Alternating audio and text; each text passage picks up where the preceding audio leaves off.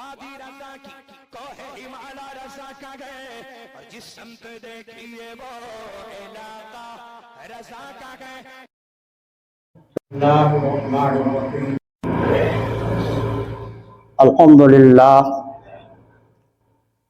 الحمدللہ رب العالمین والصلاة والسلام علی سید المرسلین وعلی آلہ واصحابہ اجمعین. اما بعد فاعوذ باللہ من الشیطان الرجیم. بسم اللہ الرحمن الرحیم. وجعل نومکم سباتا. صدق اللہ العظیم. وبلغنا رسولہ النبی الامین الکریم. ونحن على ذلك لمن الشاهدين والشاکرین. والحمد للہ رب العالمین. معزز سامعین، نوجوان دوستو، عزیز بچوں، آئیے پہلے مورات مل کر آقائے دو جہاں، شہنشاہ کون مکان، رحمت عالم، روح فدا صلی اللہ علیہ وسلم کی بارگاہ ناز میں ہدیہ درود و سلام پیش کر لیں. اللہم صلی علی سیدنا و نبینا مولانا محمد کما تحب وترضى بأن تصلی علیہ صلاۃ و سلام علیک یا رسول اللہ صلی اللہ تعالی علیہ وسلم. معزز سامعین، خطبہ مسونہ کے بعد جس آیت مقدسہ کے تلاوت کا شرف حاصل کیا ہے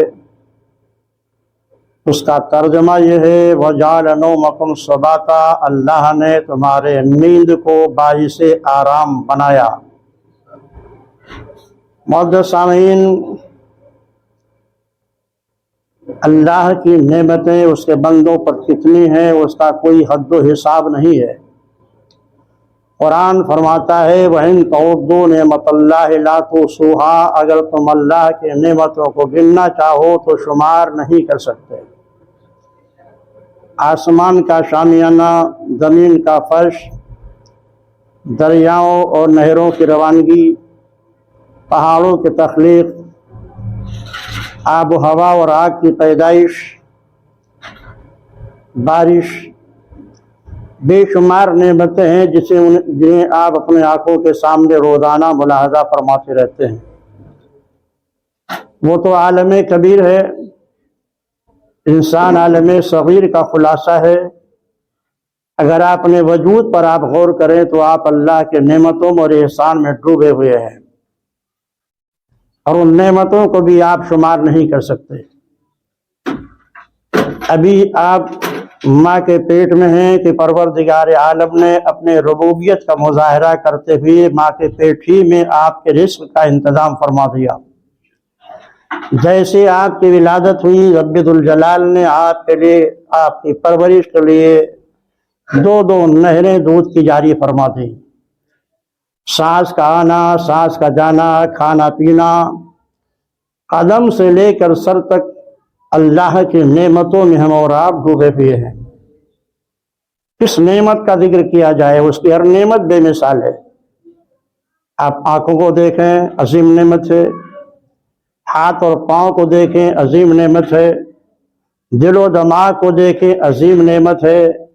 قوت گویائی کو دیکھیں، عظیم نعمت ہے.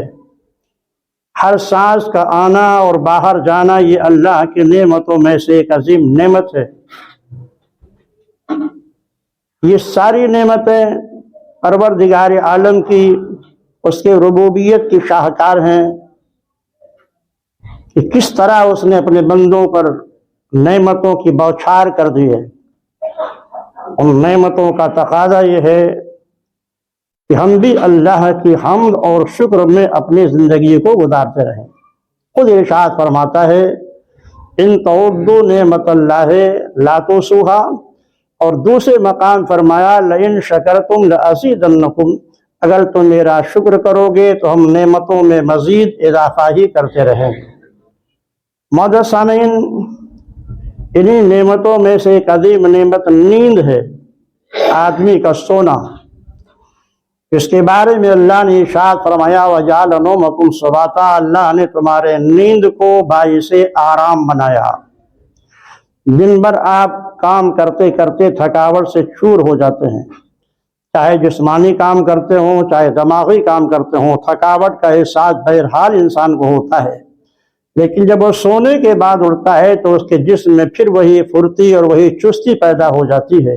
یہ اللہ کی عظیم نعمت ہے۔ جو لوگ سو نہیں پاتے ان سے پوچھیں کہ اس نعمت کا فائدہ کتنا بڑا ہے۔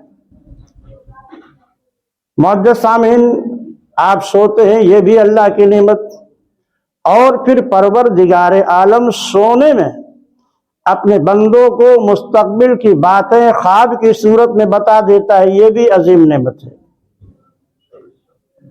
ہم اور آپ سوتے ہیں تو خواب دیکھتے ہیں، آپ سبھی دیکھتے ہیں، انبیاء بھی دیکھتے تھے، رسول اعظام بھی دیکھتے تھے، صحابہ بھی دیکھتے تھے، مومن بھی دیکھتا ہے، کافر بھی دیکھتا ہے۔ سونے کی حالت میں آدمی جو کچھ دیکھتا ہے اسی کو خواب کہا جاتا ہے۔ یہ خواب کبھی اچھے بھی ہوتے ہیں اور کبھی برے بھی ہوتے ہیں، لیکن انبیاء کرام کے جو خواب ہوتے ہیں وہ سب کے سب صالحہ ہوتے ہیں اور صادقہ ہوتے ہیں، یعنی وہ سارے خواب نیک ہوتے ہیں اور سچے ہوتے ہیں۔ رویا صادقہ، سچا خواب کیا ہے؟ علماء نے اس کی تعریف کی ہے کہ جو انتشار اور دخل شیطانی سے پاک ہو، یا جو اپنی تعبیر آپ ہو، یعنی آپ نے خواب میں جو کچھ دیکھا آپ کی زندگی میں اسی طرح کا معاملہ پیش آ گیا، ایسے خواب کو رویا صادقہ اور صالحہ کہا جاتا ہے۔ انبیاء کرام کے حق میں رویا صالحہ، رویا صادقہ، اچھے اور نیک خواب آخرت کے اعتبار سے دونوں برابر ہیں، اس لیے کہ انبیاء کرام کو جو خواب ہوتا ہے وہ وحی ہوتی ہے۔ حضرت ابراہیم علیہ السلام نے اپنے بیٹے کو خواب میں ذبح کرتے ہوئے دیکھا تو وحی الہی تھا، انہوں نے اس خواب کی تعبیر میں اپنے بیٹے کو ذبح کیا اور اللہ نے قبول فرما لیا۔ اس ذبح کو ذبح کرنے سے پہلے اس کے بدلے میں اللہ نے دمبا بھیج دیا۔ عزیزان محترم، انبیاء کے لیے رویا صالحہ اور صادقہ آخرت کے اعتبار سے دونوں برابر ہوتے ہیں، مگر دنیا میں دونوں میں فرق ہوتا ہے۔ نبی کا ہر خواب صادقہ تو ہوتا ہے، سچا خواب، لیکن بعض صالحہ ہوتے ہیں اچھے، اور بعض کی تعبیر اچھی نہیں ہوتی اور مستقبل کے بارے میں پیغمبر کو اطلاع دے دیا جاتا ہے۔ جیسے جنگ احد کے موقع پر اللہ کے نبی نے خواب دیکھا گائے کو ذبح کرتے ہوئے، ذبح ہوتے ہوئے، یہ خواب ظاہر ہے صادقہ تھا لیکن صالحہ نہیں تھا، کیونکہ اس کی تعبیر آپ نے کیا لی کہ جنگ احد میں مسلمانوں کا جانی نقصان بہت زیادہ ہوگا، چنانچہ ہوا۔ لیکن عام انسان جو خواب دیکھتے ہیں وہ کبھی صالحہ ہوتے ہیں اور کبھی صالحہ نہیں ہوتے ہیں۔ یہ رب العالمین کا عظیم کرم ہے اپنے بندوں پر کہ ان کی زندگی میں جو پیش آنے والے واقعات مستقبل میں ہوتے ہیں انہیں خواب کے ذریعے اپنے بندوں کو مطلع کر دیتا ہے۔ کبھی بندہ جو خواب دیکھتا ہے وہ خواب اتنا واضح ہوتا ہے کہ دیکھنے والا خود ہی سمجھ جاتا ہے کہ ہاں اب میرے ساتھ یہ بات پیش آنے والی ہے۔ کبھی ایسا ہوتا ہے کہ بندے نے جو خواب دیکھا اس کی وہ تعبیر اس کے سمجھ میں نہیں آتی ہے جب تک کہ وہ کسی صاحب علم ماہر تعبیر رویا سے اپنا رجوع نہ کرے اور ان کو اپنے خواب بتا کر کے تعبیر نہ لے۔ تو کبھی ایسا ہوتا ہے کہ آدمی خود ہی سمجھ لیتا ہے کہ میں نے جو خواب دیکھا ہے اللہ تعالیٰ نے مستقبل کے بارے میں اس کو اطلاع دی ہے اور ایسا میرے ساتھ پیش آنے والا ہے، اور پھر وہ پیش آتا ہے۔ لیکن کبھی ایسا ہوتا ہے کہ خواب کی تعبیر واضح نہیں ہوتی، تو اب اس کے لیے ضروری ہے کہ وہ ان لوگوں سے رابطہ پیدا کرے جو صاحب علم ہیں، تعبیر رؤیا میں ماہر ہیں، تاکہ اس کے خواب کی تعبیر بتا سکیں۔ اور خواب کی تعبیر پوچھنے کا سب سے بہتر وقت ہوتا ہے نماز فجر کے وقت۔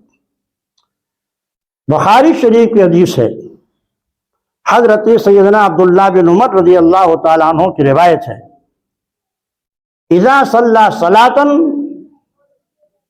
اقبل عین بوجہہ، یعنی سرکار جب نماز فجر سے فارغ ہوتے، آپ نے پہلے حکم دیا کہ صلی صلاۃ کوئی بھی نماز ہوتی، جب سرکار نماز سے فارغ ہوتے تو اقبل علینا بوجہہ، سرکار ہمارے طرف اپنا چہرے سے متوجہ ہو جاتے۔ یہ جو امام نمازوں میں گھومتا ہے دائیں یا بائیں یا مقتدیوں کی طرف، یہ سرکار کی سنت ہے، اس میں اس کی کوئی تخصیص نہیں ہے کہ اس نماز کے بعد سنت ہو یا نہ ہو، کیونکہ حدیث پاک میں ہے اذا صلی صلاۃ، سرکار جب کوئی نماز پڑھتے تو آپ دائیں یا بائیں یا مقتدیوں کا چہرہ کر لیتے۔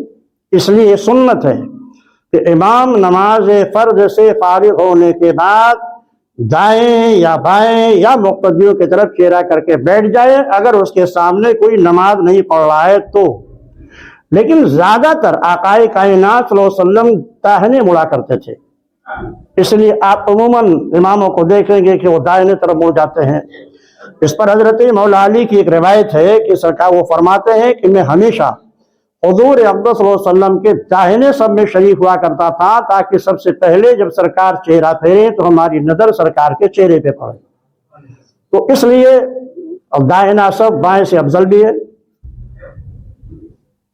وہ حضرت عبداللہ بن عمر فرماتے ہیں کہ ایک دن سرکار نے نماز فجر ادا کی، اور نماز فجر ادا کرنے کے بعد آپ فارغ ہوئے تو اقبل علینا بوجہہ، حضور نے اپنا چہرے پاک ہماری طرف کر لیا اور فرمایا هل رأى منکم رؤیا، کیا تم میں سے کسی نے کوئی خواب دیکھا ہے؟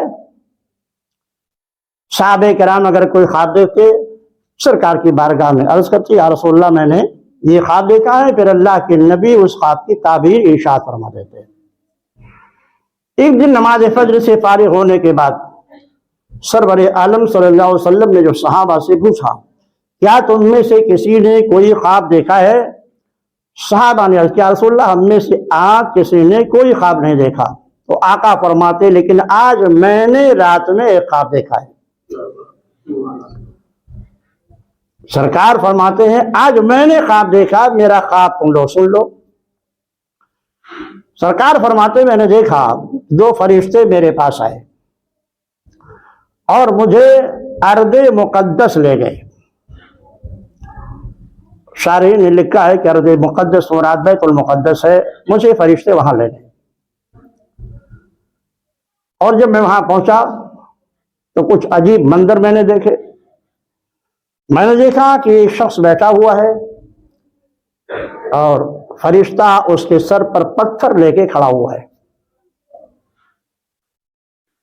وہ اس کے سر کو پتھر سے کچلتا ہے، پتھر اس کے ہاتھ سے چھوٹ کر کے ڈھلک جاتا ہے، فرشتہ اس پتھر کو اٹھانے کے لیے جل جاتا ہے تو پھر اس کا سر درست ہو جاتا ہے، پھر وہ آ کر اسی پتھر سے کچلتا ہے، پھر وہ پتھر ڈھلک جاتا ہے، پھر فرشتہ لینے کے لیے جاتا ہے، جب تک وہ لے کے واپس آتا ہے اس کا سر پھر درست ہو جاتا ہے، اور اسی طرح مسلسل اسے سر کو پتھر سے کچل کر کے عذاب دیا جا رہا ہے۔ میں نے عرض کیا فرشتوں یہ کیا ہے؟ تو فرشتوں نے کہا یا رسول اللہ سیر کیجئے، چلتے رہیے، آپ آج آپ کو آپ کے امت کے احوال کا مشاہدہ کرانا ہے، ابھی آپ اور آگے چلیے۔ سرکار اور آگے بڑھے تو سرکار فرماتے میں نے کیا دیکھا کہ ایک نہر کا دریا ہے، خون کا ایک دریا ہے، اس خون کے دریا میں نہر میں ایک شخص تیرتا ہے، بیچ نہر سے تیرتا ہوا جب وہ کنارے آتا ہے تو کنارے پر ایک فرشتہ ہے جو کھڑا ہے، وہ اسے پتھر مارتا ہے اور پھر وہ اسے بیچ دریا میں لے کے چلا جاتا ہے، وہ پتھر پھر وہاں سے آتا ہے، اسی طرح اسے مسلسل عذاب دیا جا رہا ہے۔ آقا نے فرمایا یہ کیا ہے؟ فرشتے نے کہا حضور ابھی اور چلتے رہیے۔ आकाए कायनात वो फरमाते पे मैंने देखा एक शख्स है जिसके जबड़े को दोनों तरफ से फरिश्ते चीर रहे हैं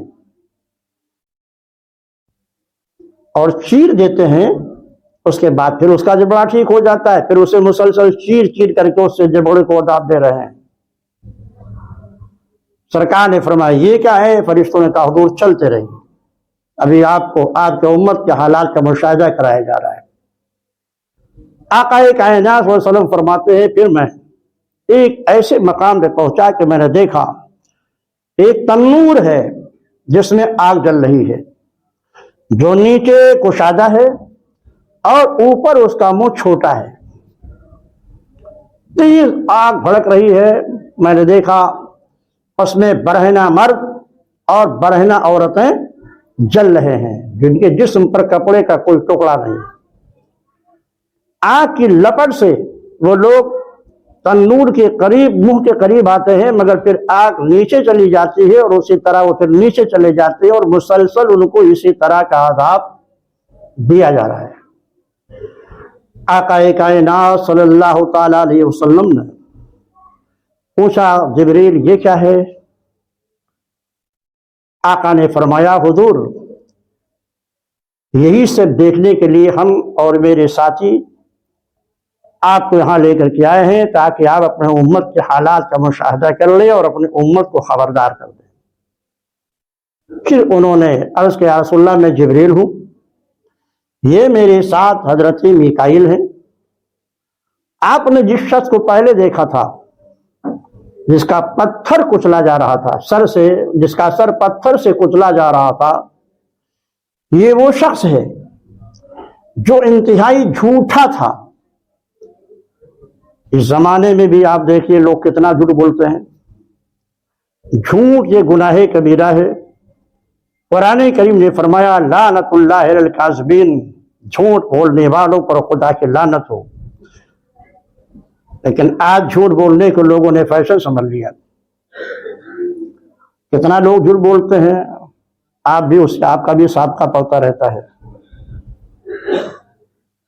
उसको ये अदाब दिया जा रहा है।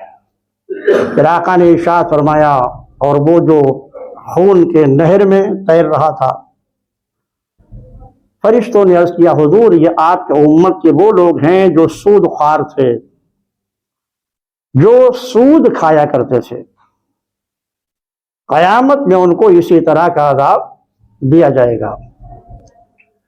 जिसके जबड़े को कुचला जा रहा था, कहा या रसूलल्लाह ये आपके उम्मत के वो उलमा हैं जो लोगों को तो भलाइयों का हुक्म देते थे लेकिन खुद भलाइयों से दूर रहा करते थे।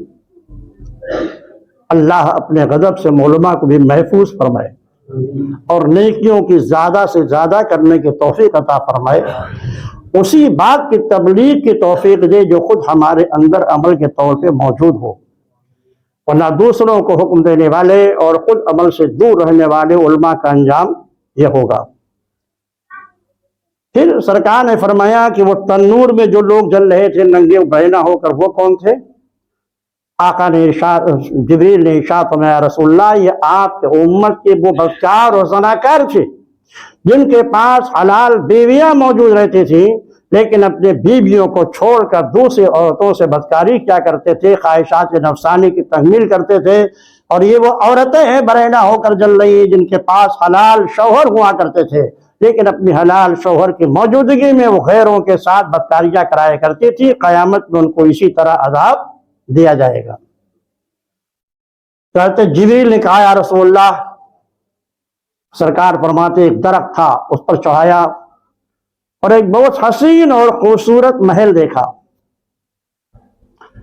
तो मैंने अर्ज किया ए फरिश्तों ये महल किसके लिए?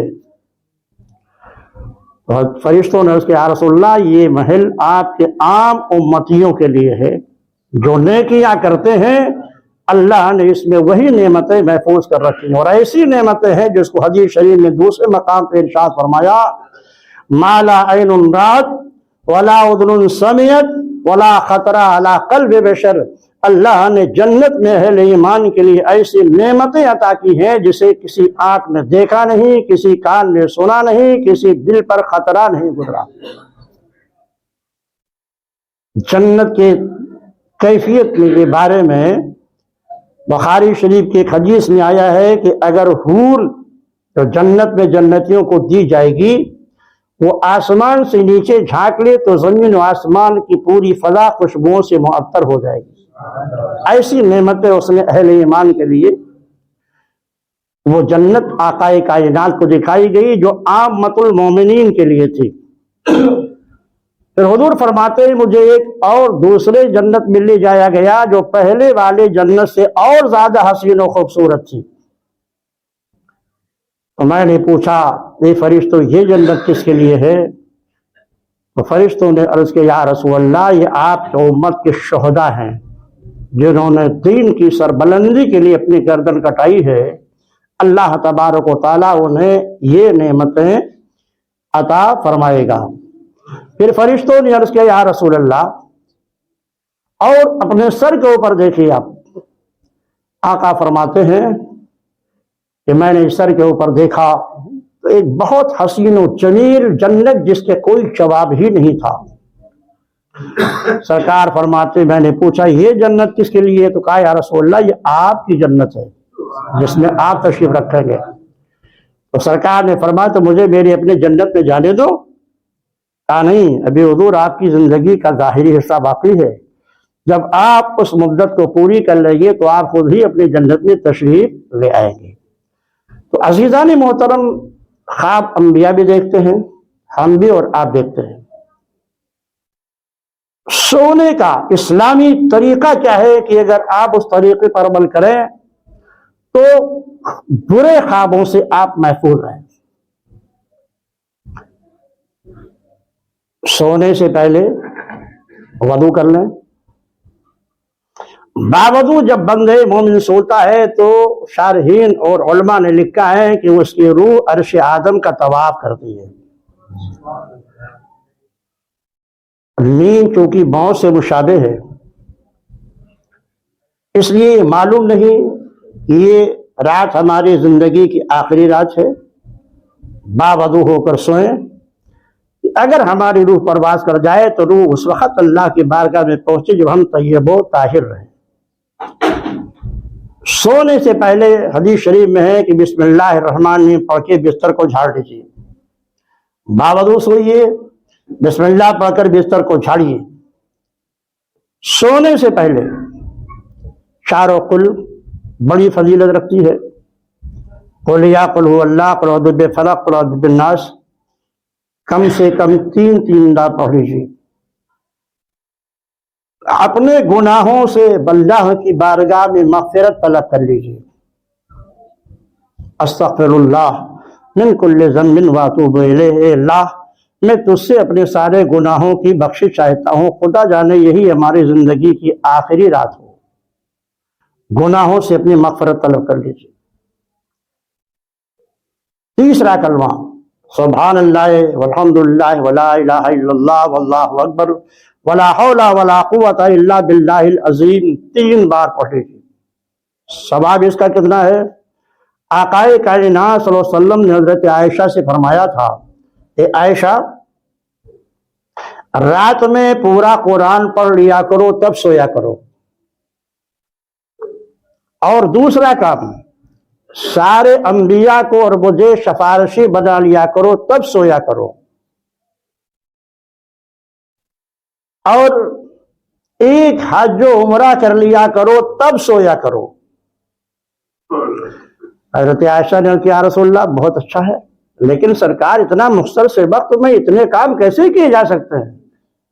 تب سرکار نے ارشاد فرمایا سونے سے پہلے 3 مرتبہ قل اللہ شریف پڑھ لو، اللہ تبارک و تعالیٰ تمہیں پورے قرآن کا ثواب عطا فرما دے گا۔ سونے سے پہلے مجھ پر اور سارے انبیاء پر درود بھیج لو تاکہ وہ سارے انبیاء اور میں تمہارے لیے قیامت میں شفیع بن جاؤں۔